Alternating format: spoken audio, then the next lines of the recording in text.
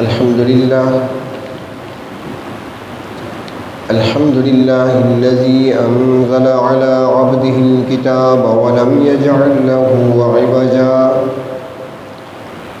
تبارك الذي جعل في السماء بروجا وجعل فيها سراجا وقمرا منيرا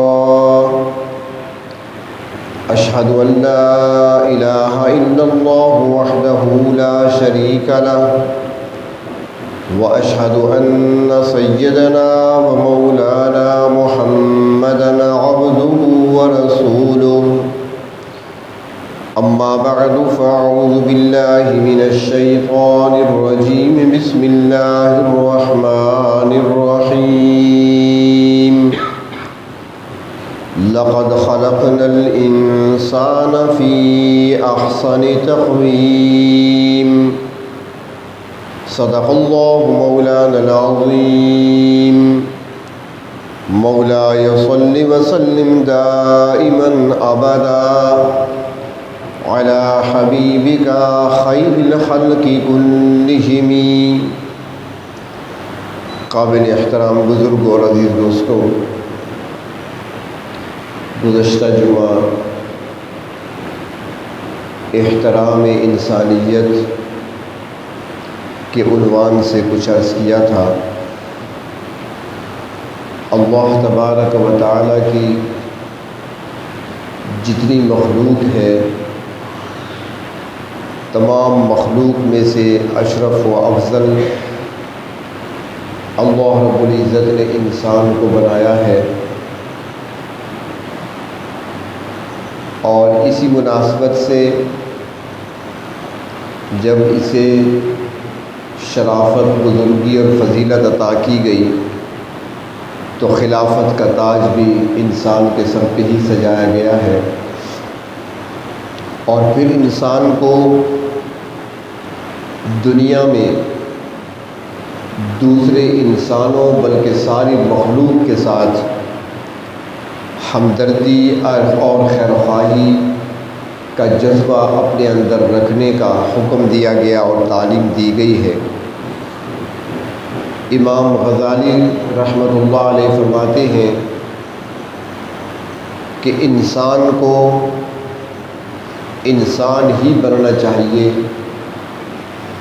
اور اگر وہ انسانیت سے نکل کر حیوانیت کی طرف آنا چاہتا ہے تو فرمایا کہ پھر حیوانوں کو بھی دیکھ لے کہ حیوانوں میں سے کچھ وہ ہیں جن کے اندر صرف شر کا مادہ پایا جاتا ہے، جو صرف نقصان ہی پہنچانے والے ہوتے ہیں، جن سے کسی فائدے کی توقع نہیں رکھی جا سکتی، جیسے جنگل کے درندے ہیں، چیتا ہے، بھیڑیا ہے، شیر ہے، وہ ہمیشہ نقصان ہی پہنچاتے ہیں۔ تو فرمایا کہ انسان کو ایسا درندہ نہیں ہونا چاہیے۔ فرماتے ہیں کہ دوسرے قسم کے جانور وہ بھی ہوتے ہیں، حیوان وہ بھی ہیں جن سے نہ تو کوئی نفع کی امید کی جا سکتی ہے اور نہ ہی وہ کسی کو نقصان دیتے ہیں، نقصان نہیں پہنچاتے، نفع بھی نہیں دیتے۔ فرمایا کہ وہ درندے اور وہ حیوان جیسے گیدڑ ہے، اس سے کوئی نفع حاصل نہیں ہوتا اور نقصان کا خطرہ بھی اس سے نہیں ہوتا۔ اور تیسری قسم فرمایا کہ حیوانوں کو دیکھ لو کہ حیوانوں میں، جانوروں میں سے وہ بھی تو جانور ہیں جن سے نقصان کا خطرہ نہیں ہوتا، بلکہ ہمیشہ وہ دوسروں کو نفع ہی پہنچاتے ہیں، دوسروں کو فائدہ ہی پہنچاتے ہیں۔ جیسے گھروں میں پالتو جانور ہوتے ہیں، بھیڑ ہے، بکری ہے، گائے ہے، بھینس ہے، نفع دینے والے جانور ہیں۔ امام غزالی فرماتے ہیں انسان تمہیں اللہ نے اشرف المخلوقات بنایا ہے، کم از کم اس تیسری قسم کے جانوروں جیسے تو بن جاؤ، دوسروں کو نفع پہنچانے کی کوشش کرو، نقصان دینے پہ نہ آ جانا، ورنہ تم پھر ان مفید جانوروں سے بھی پیچھے چلے جاؤ گے۔ اسلام نے انسان کی تکریم سکھائی ہے۔ گزشتہ جمعہ عرض کیا تھا کہ صرف مسلمان کے ساتھ نہیں بلکہ انسان ہونے کے ناطے چاہے وہ کسی مذہب سے تعلق رکھتا ہے، کسی علاقے سے تعلق رکھتا ہے، کسی قوم اور کسی نسل سے تعلق رکھتا ہے، اس سے غرض نہیں ہوتی، بلکہ اسلام یہ کہتا ہے کہ انسان ہونے کے ناطے اس کا احترام ضروری ہے اور اس کی تکریم ہونی چاہیے۔ حدیث شریف میں آتا ہے، فرمایا گیا کہ تخلقوا باخلاق اللہ، ہمیں درس دیا گیا ہے، تعلیم دی گئی کہ اپنے اندر وہ اخلاق پیدا کرو جو اخلاق اللہ کے ہیں، یعنی اللہ تبارک و تعالیٰ کے اخلاق سے مراد صفات، یعنی اللہ رب العزت کی صفات اپنے اندر پیدا کرو۔ اور اللہ تبارک و تعالیٰ کی صفات کون سی؟ زیادہ تفصیل میں اگر نہ جائیں تو ہم جو نماز میں، ہر نماز میں اور نماز کی ہر رکعت میں ہم جو سورۃ فاتحہ پڑھتے ہیں، اسی فاتحہ کو دیکھ لیا جائے، اس چھوٹی سی سورت کے اندر اللہ تبارک و تعالیٰ کی 10 صفات کا ذکر ہے۔ 10 صفات اس چھوٹی سی سورت کے اندر۔ بہت ساری باتیں ہیں اس سورت کے اندر، لیکن ہم نے کبھی سوچنے سمجھنے کی کوشش نہیں کی، کیونکہ بچپن سے ہم یاد کر لیتے ہیں، زبانی رٹ لیتے ہیں، بس وہی رٹے رٹائے جملے پڑھتے رہتے ہیں، کبھی توجہ نہیں کرتے۔ حالانکہ پروردگار عالم بڑی توجہ سے اپنے بندے سے سنتے ہیں۔ فرماتے ہیں جب بندہ کہتا ہے نا الحمدللہ رب العالمین، پروردگار عالم کی طرف سے جواب آتا ہے، حمدنی عبدی، میرے بندے نے میری حمد بیان کی ہے، میرے بندے نے میری تعریفیں بیان کی ہیں۔ اللہ تعالیٰ ہر جملے پر جواب دیتے ہیں۔ تو فرمایا کہ 10 صفات اللہ تبارک و تعالیٰ کی، جن کو ہم اخلاقی صفات کہہ سکتے ہیں، وہ سورۃ فاتحہ کے اندر ہے۔ ان کو اگر انسان اپنا لے اور ان کو انسان سمجھ لے تو بہت سارے مسائل آسان ہو جائیں گے، ہماری معاشرت سنور جائے گی، ہمارے آپس کے تعلقات بن جائیں گے۔ فرمایا پہلی صفت کیا؟ الحمدللہ۔ سورۃ فاتحہ کا پہلا جملہ الحمدللہ، تعریف، یعنی وہ پروردگار تعریفوں کے لائق ہے، یعنی وہ ایسی ہستی، وہ ایسی ذات ہے کہ ساری تعریفیں اسی کے لیے ہیں۔ تو فرماتی ہے کہ انسان کو چاہیے کہ اپنے اندر صفت محمودیت کو پیدا کرے، اپنے اندر ایسی صفت پیدا کرے، اپنے ایسے اخلاق اپنے اندر پیدا کرے کہ لوگ اس کی تعریف کرنے والے ہوں، اس کی تعریف کی جائے۔ یہ صفت انسان کو چاہیے کہ اپنے اندر پیدا کرے۔ وہ کہتے ہیں کہ ایسا چلن چلو کہ دنیا مثال دے، دیکھنے والے، سننے والے، قریب آنے والے اور بعد میں آنے والے اس کی تعریف کرتے رہیں۔ ایسی صفات انسان اپنے اندر پیدا کرے، ایسے اخلاق انسان اپنے اندر پیدا کرے، تو پھر وہ تخلقوا باخلاق اللہ پہ عمل ہوگا۔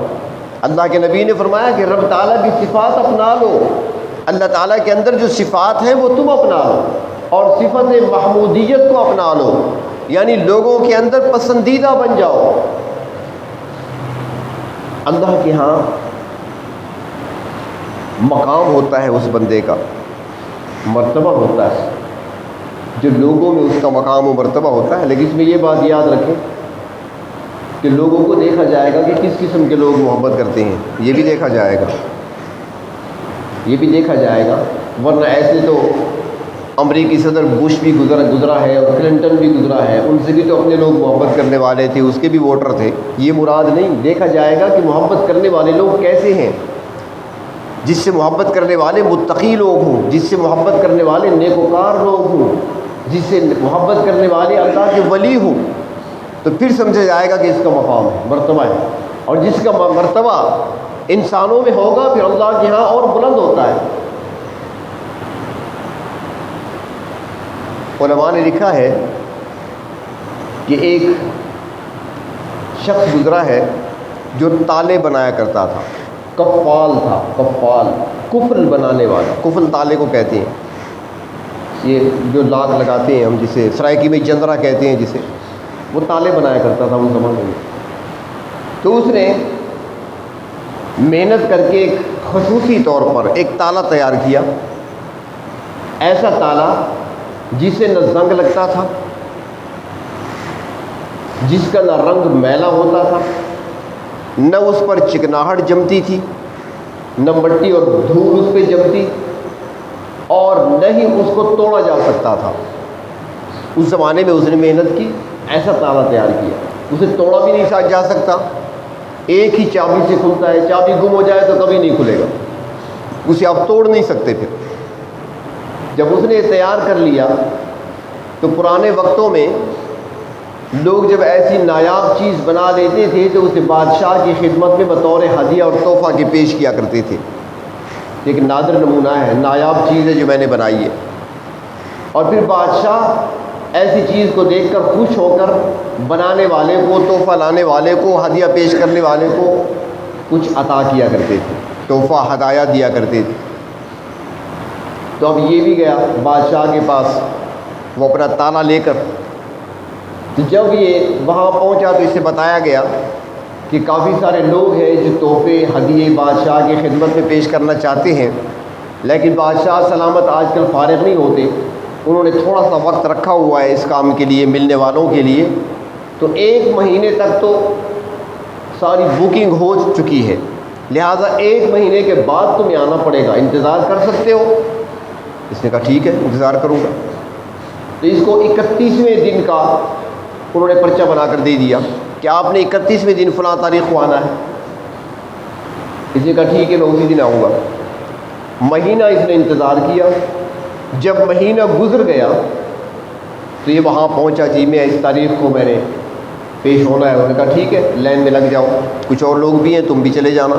اب یہ لائن میں کھڑا ہے، باری آئی، اندر چلا گیا، بلاوا آ گیا، بادشاہ کے پاس پہنچا، اس کی خدمت میں تالا پیش کیا کہ حضور میں نے یہ تیار کیا ہے بڑی محنت سے، آپ اس کو دیکھیں، نہ اسے زنگ لگتا ہے، نہ چکنائی نقصان دیتی ہے اسے، نہ اس کو پانی خراب کرتا ہے، اور نہ ہی اس کو کسی اور ذریعے سے کھولا جا سکتا ہے، نہ ہی اس کو توڑا جا سکتا ہے۔ ابھی بادشاہ وہ تالا دیکھ ہی رہا تھا کہ دربار نے آواز دی کہ فلاں شخصیت دربار میں داخل ہوا چاہتی ہے۔ بادشاہ نے جب نام سنا تو اپنی جگہ پہ کھڑا ہو گیا، تالا ایک سائڈ پہ رکھ دیا، کھڑا ہو گیا۔ اب یہ کفال جو ہے وہ تالا بنانے والا وہ کھڑا ہے، اس کا تالا ایک سائڈ پہ رکھ دیا گیا۔ اس نے کہا یہ کون ہے، ایسی شخصیت کون سی ہے کہ جس کو نہ مہینہ انتظار کرنا پڑا، نہ لائن میں کھڑا ہونا پڑا، وہ جو ہی آیا دربار نے آواز دی وہ اندر چلا رہا ہے، اور اس کے اکرام کے لیے بادشاہ خود کھڑا ہو گیا۔ وہ کہتا ہے جب اس نے دیکھا سامنے دروازے سے تو ایک عالم دین جبہ پہنے ہوئے اندر داخل ہوئے۔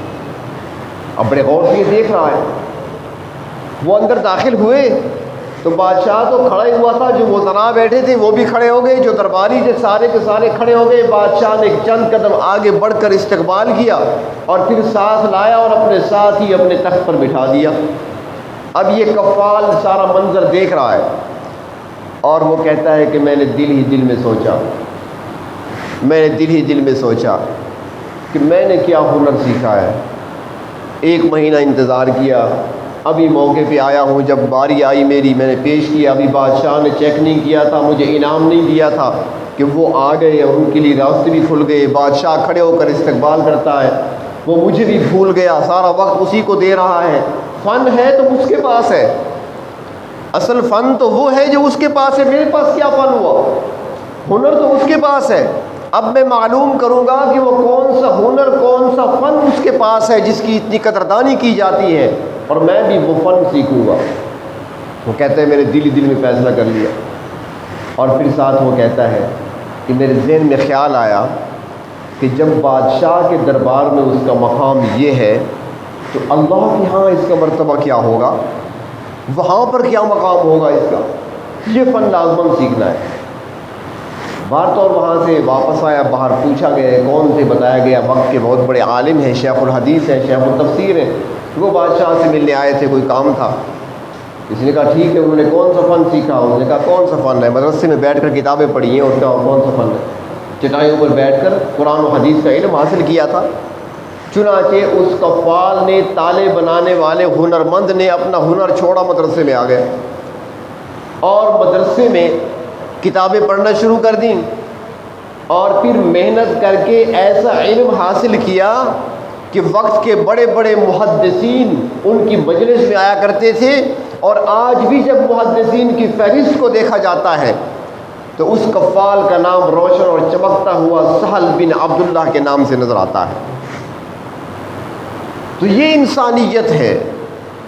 انسان کے اندر جب یہ کمال پیدا ہو جائے کہ لوگ اس کی تعریف کرنے لگیں، فرماتے ہیں کہ اپنے اندر وہ صفات پیدا کرو، وہ اخلاق پیدا کرو تاکہ لوگ تمہاری تعریف کریں، لوگ تمہارا احترام کریں اور لوگ تمہیں عزت کی نگاہ سے دیکھیں، کیونکہ پروردگار عالم کی صفت ہے حمد کی۔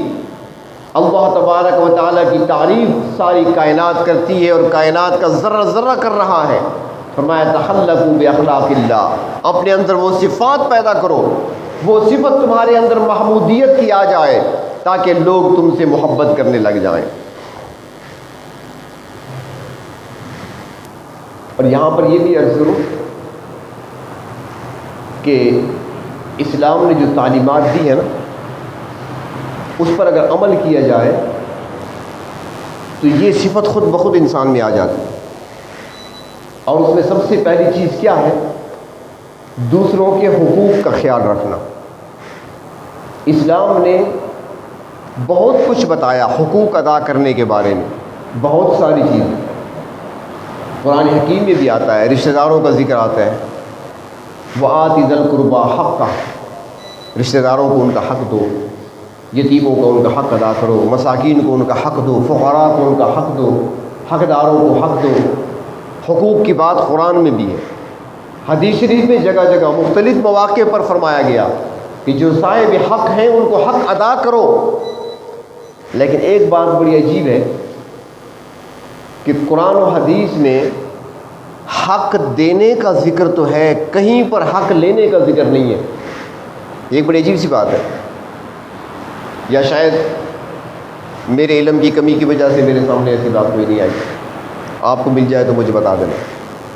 حق لینے کا ذکر کہیں پہ نہیں ہے کہ حق لو، اسٹرائک کرو، ہڑتال کرو، بھوک ہڑتال کرو، جلوس نکالو، اپنا حق وصول کرو، کہیں نہیں ہے۔ حق دینے کا ذکر ہے۔ تو حق لینے کا ذکر کیوں نہیں فرمایا گیا؟ اس لیے کہ جب حق لینے والا باقی بچے گا نہیں تو کون آئے گا آپ کے دروازے پر؟ جب ہر ایک کو اس کا حق ملتا رہے گا تو آپ کے پاس حق مانگنے کے لیے کون آئے گا؟ کوئی نہیں آئے گا۔ اس لیے لینے کا ذکر نہیں، دینے کا ذکر ہے۔ ہر حقدار تک اس کا حق پہنچاؤ، چاہے بظاہر وہ چھوٹا سا کیوں نہ ہو۔ مثال کے طور پر نبی اکرم صلی اللہ علیہ وسلم کی حیات طیبہ یہ آنے والوں کے لیے اسوہ حسنہ ہے، اسی کو سامنے رکھ کر ہی ایک مسلمان زندگی گزارتا ہے۔ نبی اکرم صلی اللہ علیہ وسلم تشریف فرما ہے، کہیں سے دودھ آ گیا، پیالہ دودھ کا۔ اب اس زمانے میں اتنے برتن تو نہیں ہوتے تھے جس طرح ہمارے ہیں، کتنے سیٹ گھروں میں پڑے ہوتے ہیں، واٹر سیٹ الگ الگ، اسٹیل کا سیٹ الگ ہوگا، شیشے والا الگ ہوگا، پلاسٹک کا الگ ہوگا، معیار ہے نا اپنا۔ اور پھر جہیز والے سیٹ 2-3 الگ پڑے ہوں گے، بعد میں آنے والے الگ ہوں گے، ہر سیزن میں خریدا گیا سیٹ الگ ہوگا، جتنے مہمان آئے اتنے گلاس نکل آئیں گے۔ اس زمانے میں ایسا نہیں، ایک ہی پیالہ ہوتا تھا، اسی میں سارے پی لیتے تھے، بس لکڑی کا پیالہ ہوتا تھا۔ تو نبی اکرم صلی اللہ علیہ وسلم کے پاس پیالہ آ گیا دودھ کا، آپ نے اس میں سے نوش فرمایا۔ اب باقی بچا، دیکھا دائیں طرف حضرت عبداللہ ابن عباس رضی اللہ تعالی عنہما بیٹھے ہیں، آپ کے چچا کے بیٹے بھی ہیں، رشتہ دار بھی ہیں، قرابت دار بھی ہیں، قریبی عزیز ہیں، اور عمر میں چھوٹے ہیں، لڑکپن ہے ان کا، لڑکپن کی عمر میں بیٹھے ہیں دائیں طرف۔ بائیں طرف دیکھا تو افضل البشر بعد الانبیاء، انبیاء کے بعد اس کائنات، اس دھرتی پر سب سے افضل انسان ابو بکر صدیق بیٹھا۔ اب دودھ کا پیالہ آپ کے ہاتھ میں، ابن عباس کی طرف دیکھا، میرے چچا کے بیٹے دودھ بچا ہے، میں دینا چاہتا ہوں، پلانا چاہتا ہوں، اور میری تعلیمات یہی ہے، میں نے یہی سکھایا ہے تمہیں کہ دائیں ہاتھ سے شروع کیا کرو۔ اب دائیں ہاتھ پہ تم بیٹھے ہو، حق تمہارا بنتا ہے، لیکن ادھر بزرگ بیٹھے ہیں، دیکھو کون بیٹھے ہیں، کون بیٹھے ہیں جن کو فرشتے بھی جھک جھک کر تعظیماً دیکھتے ہیں۔ وہ میرا یار غار بیٹھا ہے، اگر تم اجازت دو تو پہلے اس کو پلا دوں۔ اب وہ ہے تو لڑکپن کی عمر میں، وہ جواب میں عرض کرتی ہیں یا رسول اللہ صلی اللہ علیہ وسلم کوئی اور بات ہوتی تو شاید مان لیتا، لیکن تبرک آپ کا ہے اور میں کسی اور کو دے دوں نہیں ہو سکتا۔ آپ کا بچا ہوا اور میں کہہ دوں کہ ان کو دے دو، یہ مجھ سے نہیں ہوگا، میرا حق ہے تو مجھے دیجیے۔ یہ کیا ہے؟ تعلیم دی جا رہی ہے کہ ان باتوں میں بھی جن کو تم معمولی سمجھتے ہو وہاں بھی حق کا خیال کرو، جو حقدار ہے اس تک حق پہنچاؤ۔ یہی تعلیمات ہیں نبی اکرم صلی اللہ علیہ وسلم کی۔ اور آپ صلی اللہ علیہ وسلم وہ ہستی ہیں جن کی اطاعت کا اللہ نے حکم دیا، اطیعوا اللہ واطیعوا الرسول، فرمایا اللہ کی اطاعت کرو، اللہ کے رسول کی اطاعت کرو، اطاعت کا حکم دیا گیا۔ اور فرمایا گیا ما آتاکم الرسول فخذوہ، جو تمہیں دے میرے پیغمبر لے لیا کرو، وما نہاکم عنہ فانتہوا، اور جس بات سے روکے رک جایا کرو، یعنی ان کا حکم ماننا پڑے گا۔ اطاعت کا حکم دیتے ہیں ماننا پڑے گا، روکتے ہیں رکنا پڑے گا۔ اب وہ ہستی اختیار ان کو حاصل ہے، کسی بات کا حکم دے دے۔ حضرت بریرہ ہے، باندی ہیں، اور کن کی؟ حضرت ام المومنین عائشہ صدیقہ رضی اللہ تعالیٰ عنہ کی باندی ہیں، حضرت بریرہ رضی اللہ تعالیٰ عنہ۔ ان کا نکاح ہوا تھا مغیث نامی نوجوان کے ساتھ، ان کو آزاد کر دیا گیا، حضرت بریرہ کو غلامی سے آزاد کر دیا گیا۔ اب جب آزاد ہو گئی غلامی سے تو نکاح ہوا تھا غلامی میں، جب باندھی تھی اس وقت نکاح ہوا تھا۔ اب ان کو اختیار حاصل تھا کہ چاہے تو نکاح کو باقی رکھیں، چاہے تو نکاح کو چھوڑ دیں۔ اب یہ ان کو اختیار حاصل ہے، کیونکہ پہلے غلامی کی زندگی تھی، اب آزاد ہے۔ اب جب آزاد ہے تو نکاح کرنے میں بھی آزاد ہے۔ اب چاہیں تو اس نکاح کو باقی رکھیں، اسی کی بیوی ہے، اور اگر چاہیں تو اسی علیحدگی اختیار کر لیں، اختیار ہے۔ چنانچہ حضرت بریرہ نے اعلان کر دیا کہ میں مغیث کے ساتھ نہیں رہوں گی، میں علیحدگی چاہتی ہوں۔ اور جو مغیث تھے ان کو بڑی محبت تھی حضرت بریرہ سے، بڑی محبت۔ وہ نہیں چاہتے تھے کہ یہ بیوی مجھ سے چلی جائے، مجھے چھوڑ جائے، وہ نہیں چاہتے تھے، پریشان ہو گئے۔ اور ان کی پریشانی یہ تھی کہ مدینے کی گلیوں میں گھوما کرتے تھے، پریشانی کے عالم میں بہت پریشان تھے، گھر اجڑ رہا ہے۔ چنانچہ نبی اکرم صلی اللہ علیہ وسلم نے جب ان کی دیکھی حالت تو آپ سے برداشت نہ ہوئی، آپ نے حضرت بریرہ کو بلایا، وہ آ گئی۔ اب دیکھیں اللہ کے نبی ہیں، یعنی نبوت بھی ہے، اور مدینہ منورہ میں اسلامی ریاست کی بنیاد بھی رکھ دی گئی ہے، تو اسلامی سلطنت کے سب سے پہلے آپ صلی اللہ علیہ وسلم حکمران بھی ہیں، حاکم بھی ہیں، اور آپ کی موجودگی میں کوئی اور فیصل نہیں بن سکتا، تو لہٰذا سب سے بڑے قاضی بھی آپ خود ہیں، قضاء کا عہدہ بھی آپ کے پاس ہے، سلطنت کا عہدہ بھی آپ کے پاس ہے، نبوت کا عہدہ بھی آپ کے پاس ہے۔ اللہ تعالیٰ نے بھی حکم دیا ہے کہ جو ارشاد فرمائے اس پر عمل کرو۔ اب کوئی بھی حکم دے سکتے ہیں، لیکن نہیں، انسانیت کا احترام سکھایا کہ آزادی کسے کہتے ہیں، ہر ایک کو اپنا حق ملنا چاہیے، فرداً آزادی بھی ہونی چاہیے، اظہار رائے اس کا بھی ہر ایک کو حق حاصل ہے۔ چنانچہ آپ نے حضرت بریرہ کو بلایا اور فرمایا کہ بریرہ، تم نے جو فیصلہ کیا ہے کہ اس نکاح کو باقی نہیں رکھنا، اس خاوند کے ساتھ تم نہیں رہنا چاہتی، کیا تم اپنے فیصلے پر نظر ثانی کر سکتی ہو؟ اپنے اس فیصلے پر کیا نظر ثانی کر سکتی ہو؟ کوئی گنجائش ہے، تبدیلی ہو سکتی ہے؟ حضرت بریرہ اللہ کے محبوب صلی اللہ علیہ وسلم کی خدمت میں بادب عرض کرتی ہیں، یا رسول اللہ صلی اللہ علیہ وسلم، آپ یہ بتائیں کہ یہ آپ کا حکم ہے یا آپ مشورہ دے رہے ہیں؟ آپ مشورہ دینا چاہتے ہیں یا آپ کا کوئی حکم ہے؟ یعنی حکم ہے تو پھر تو انکار کی گنجائش ہی نہیں، اللہ کے نبی کا حکم ہے، انکار تو کفر ہے، اب اسلام کو تو نہیں چھوڑنا۔ اگر حکم ہے پھر تو بات ہی ہو رہا ہے۔ نبی اکرم صلی اللہ علیہ وسلم نے ارشاد فرمایا کہ حکم نہیں ہے، مشورہ دینا چاہتا ہوں۔ حضرت بریرہ نے عرض کیا، اگر حکم نہیں مشورہ ہے تو تو مشورہ قبول کرنے کے لیے میں تیار نہیں ہوں، مشورہ قبول کرنے کے لیے میں تیار نہیں ہوں، میں اس خاوند کے ساتھ نہیں رہنا چاہتی، اب مجھے آزادی چاہیے، غلامی سے آزادی مل گئی، لہٰذا میں اس اپنے شوہر سے بھی آزاد ہونا چاہتی ہوں، میں نکاح کو باقی نہیں رکھنا چاہتی۔ تو احادیث اٹھا کر دیکھ لیں، نبی اکرم صلی اللہ علیہ وسلم نے اس کے بعد کبھی حضرت بریرہ سے اس عنوان پہ بات ہی نہیں، ختم ہو گئی، اس کو حق حاصل ہے، نکاح کو باقی رکھنا یا چھوڑ دینا اس کو حق حاصل ہے، جب وہ نہیں رہنا چاہتی تو ٹھیک ہے، کوئی زبردستی نہیں کرنی۔ جو اللہ کے محبوب صلی اللہ علیہ وسلم نے دکھا دیا اپنی امت کو کہ حقوق کا خیال رکھو، آپس میں ایک دوسرے کا خیال رکھو، کسی کے پاس کسی پر زبردستی نہیں ہونی چاہیے، اور جب انسانی حقوق کو ادا کیا جائے، یہ تقوی جو کہتے ہیں نا، تقوی حاصل کرو، اللہ کے محبوب نے فرمایا تھا نا کہ انسانوں کو اگر برتری فضیلت حاصل ہے تو وہ تقوی کے ذریعے سے ہے۔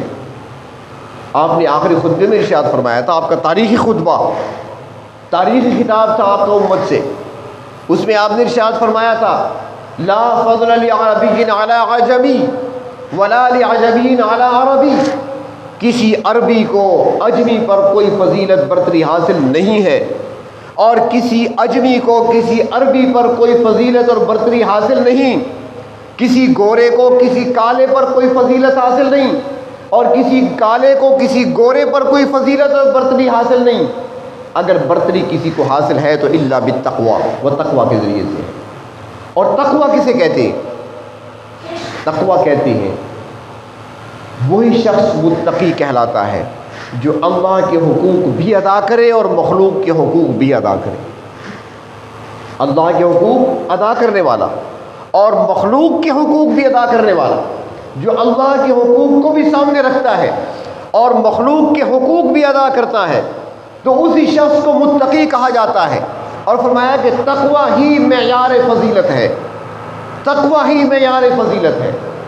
تو فرمایا حدیث شریف میں کہ تخلقوا باخلاق اللہ، اللہ تبارک و تعالیٰ کی صفات اپنے اندر پیدا کرو، اور پروردگار عالم کی صفات جو سورۃ فاتحہ میں آئی ہیں، سب سے پہلی صفت الحمدللہ، حمد کی ہے، یعنی وہ ذات وہ ہستی جس کی ساری مخلوق تعریفیں کرتی ہے۔ تو فرمایا کہ اپنے اندر ایسی صفت پیدا کرو کہ اللہ کے بندے تمہاری تعریف کرنے والے ہوں۔ اور صرف بندے کیا، جب دنیا سے جانے لگو تو زمین کا ٹکڑا جہاں پر تم عبادت کیا کرتے تھے وہ بھی تعریف کر رہا ہو، اللہ کہاں گیا وہ بندہ جو یہاں سجدے کیا کرتا تھا، اللہ کہاں گیا وہ بندہ جو یہاں بیٹھ کر آپ کا ذکر کیا کرتا تھا، اس کے ذکر کی لذتیں زمین کا ٹکڑا کہے گا مجھے ابھی تک یاد ہے۔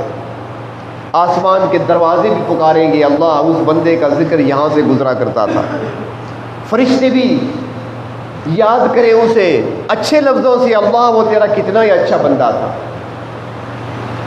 اور پھر مزے کی بات یہ ہے کہ جس کے بارے میں پروردگار عالم فرما دے کہ میرا کتنا ہی اچھا بندہ تھا، تعریف رب تعالیٰ کر دیں، جیسا آتا ہے نا قرآن حکیم میں حضرت ایوب علیہ السلام کا تذکرہ آتا ہے، تو رب تعالیٰ کیا فرماتے ہیں، نعم العبد، کیا ہی اچھا بندہ تھا، اللہ تعالیٰ فرماتے ہیں کیا ہی اچھا بندہ تھا۔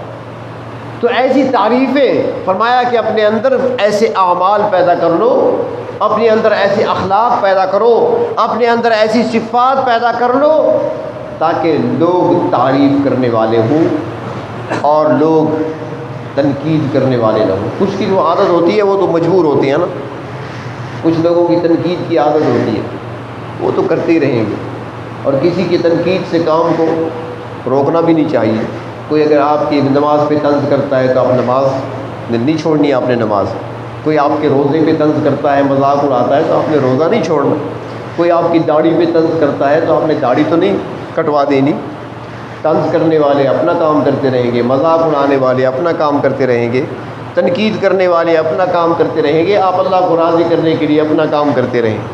اگر انسانوں میں سے کوئی نہیں ہوگا تعریف کرنے والا تو پھر آپ کو یاد ہوگا، اسی ممبر پر چند ہفتے پہلے میں نے عرض کیا تھا، ان الذین قالوا ربنا اللہ ثم استقاموا تتنزل علیہم الملائکہ، رب تعالیٰ نے فرمایا میرے بندو اگر تم نیکی اور تقوی کے راستے پر چلو گے میری توحید پر کاربند رہو گے، ثابت قدم رہو گے، ڈٹے رہو گے، تو فرمایا بندوں میں سے اگر تعریف کرنے والا کوئی نہیں ہوگا تتنزل علیہم الملائکہ، فرشتوں سے تعریفیں کروا دوں گا. فرشتے ہیں میرے، وہ آئیں گے، وہ تمہاری تعریف کریں گے. نہیں کرتے انسان تو نہ کریں، یہ تنقیدیں کرتے رہیں، فرشتے میرے تمہاری تعریفیں کرتے رہیں. تو پہلی صفت محمودیت کی فرمایا اپنے اندر پیدا کرو. اور دوسری الرحمن الرحیم، سورۃ فاتحہ کا جملہ ہے الرحمن الرحیم. میں تشریح نہیں کر رہا ورنہ بات بہت لمبی چلی جائے گی، میں اس لیے صرف جو عنوان ہے اسی کی بات کر رہا ہوں. سورۃ فاتحہ کے اگر پورے ہم اسرار و رموز کھولنے پہ بیٹھے تو میرے خیال میں 1 سال شاید لگے گا. صرف سورۃ فاتحہ اگر ہم اس کے اسرار و رموز کتنے اللہ نے بیان کیے. ہم تو ایسے سیکنڈوں میں پڑھ لیتے ہیں نا، پوری سورت ایک ہی سانس میں پڑھ لیتے ہیں. اگر کوئی امام صاحب 2-3 سانس میں پڑھے تو کہتے ہیں یار بڑا آہستہ نماز پڑھاتا ہے، تھکا دینا ہے، بڑے مزے نہ پڑھتا ہے، تھک جاتے ہیں. سورۃ فاتحہ کے ایک ایک جملہ پڑھا کر، اور یہ نہیں کہ صرف امام کے ساتھ ایسے ہو، نہیں، ہر نماز جب بھی پڑھیں آپ الحمدللہ رب العالمین الرحمن الرحیم مالک یوم الدین ایاک نعبد و ایاک نستعین، رک کر پڑھیں، توجہ سے پڑھیں. ہر جملے پر پروردگار عالم خود جواب دیتے ہیں. اللہ فرماتے ہیں حمدنی عبدی، میرے بندے نے میری حمد بیان کی ہے. اثنا علی عبدی، میرے بندے نے میری ثنا بیان کی ہے. ہر جملے پر رب تعالیٰ جواب دیتے ہیں. اگر جواب نہیں سنتے، کئی تو وہ تھے ہمارے بزرگوں میں سے جو جواب سنا کرتے تھے، اور جب تک جواب نہیں آتا تھا وہ اگلا جملہ پڑھتے ہی نہیں تھے. تو ہم اس مقام پہ تو نہیں پہنچے کہ جواب سنیں، لیکن کم از کم پڑھیں تو ایسے نا کہ جواب آئے تو صحیح نا، ہم سنیں یا نہ سنیں. تو الرحمن الرحیم، مہربانی والی صفت. پروردگار عالم رحمان بھی ہے، رحیم بھی ہے. رحمان میں عام مہربانی ہے پوری انسانیت کے لیے، پوری مخلوق کے لیے رحم کا معاملہ. اپنے ہیں، غیر ہیں، دشمن ہیں، دوست ہیں، مومن ہیں، کافر ہیں، سب کو عطا کیا جا رہا ہے، سب کو دیا جا رہا ہے. اب رزق روزی سب کو دی جا رہی ہے، کسی سے روزی کو روکا نہیں، چاہے وہ ماننے والا ہے چاہے نہیں ماننے والا. جو خدا کی ذات کا انکار کرتے ہیں روزی ان کو بھی مل رہی ہے. یہ صفت رحمان اس کی ہے. اور رحیم یہ خاص ہے، اپنے بندوں کے لیے اللہ نے رکھی ہے خاص مہربانی. اور یہ رحمت کب ہوگی، ظہور کب ہوگا، روز قیامت ہوگا، جو اہل جنت پہ ہوگا. تو فرمایا اس صفت کو اپنے اندر پیدا کرو. ایک تو مہربانی تمہاری عام ہونی چاہیے سب کے لیے، اپنے ہیں پرائی ہیں سب کے لیے. تمہارے دل کے اندر نرمی ہونی چاہیے، سختی نہیں ہونی چاہیے، سختی نہیں ہونی چاہیے، نرم دل ہونا چاہیے. حدیث شریف میں آتا ہے غزوہ بدر میں 70 مشرکین کو قیدی بنایا گیا، 70 مشرک، اور ان قیدیوں کو مدینہ لایا گیا. مدینہ منورہ میں مسجد نبوی کے اندر ان کو باندھ دیا گیا. اب بندے ہوئے ہیں تاکہ بھاگ نہ جائیں، نکل نہ جائیں. ڈیوٹی لگائی گئی صحابہ کرام میں سے چند ایک کی کہ تم نے خیال رکھنا ہے، پہرا دینا ہے. جس طرح ہمارے ہاں بھی جیل کیپر ہوتی ہیں، جیل کے گیٹ پہ بھی کھڑا ہوتا ہے سپاہی، اندر بھی ہوتے ہیں جیلر ہوتے ہیں، وہ خیال رکھتے ہیں قیدیوں کا. تو اس طرح وہ وہاں پر بھی ڈیوٹیاں لگا دی گئیں. اب وہ جو قیدی تھے مشرک تھے وہ بندھے ہوئے ہیں، ڈیوٹی دینے والے ڈیوٹی دے رہے ہیں، اور نبی اکرم صلی اللہ علیہ وسلم کروٹیں بدل رہے ہیں، کروٹیں بدل. ایک صحابی قریب آتے ہیں، یا رسول اللہ صلی اللہ علیہ وسلم ہم تو ڈیوٹی پہ کھڑے ہیں، لگتا ہے آپ کو نیند نہیں آ رہی، آج آپ کروٹیں بدل رہے ہیں، لگتا ہے آپ کو نیند نہیں آ رہی. اب بندھے ہوئے کون پڑے ہیں؟ دشمن ہیں جو مارنے کے لیے آئے تھے، تلواریں لے کر آئے تھے. اور صرف یہی نہیں، یہ وہ دشمن ہیں جنہوں نے آپ صلی اللہ علیہ وسلم کو مکہ میں سکون سے نہیں رہنے دیا تھا. 13 سال تک جن اذیتوں سے آپ گزرے تھے، تاریخ پڑھی پڑھی ہے، حدیث کی کتابوں میں سب کچھ موجود ہے. آپ کے کلمہ پڑھنے والوں کو جو ستایا گیا تھا، ستانے والے یہی لوگ تھے.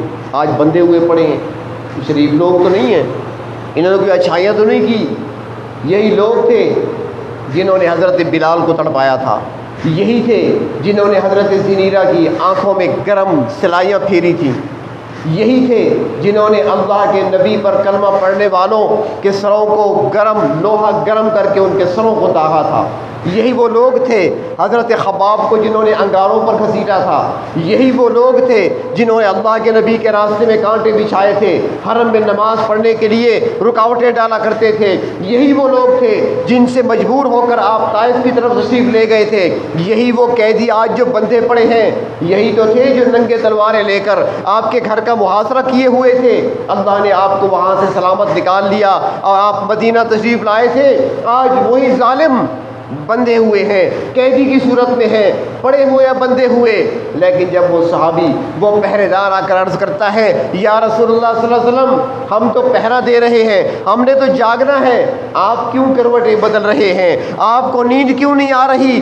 وہ رحمت کائنات فرماتے ہیں میرے صحابہ وہ قیدی ہیں لیکن ان کی رسیاں ذرا ٹائٹ کر کے بندھی ہوئی ہیں، ان کے جسموں کو ذرا سختی کے ساتھ بندھا ہوا ہے، ان کے کرانے کی آواز آتی ہے، مجھ سے برداشت نہیں ہوتی، اس لیے مجھے نیند نہیں آ رہی۔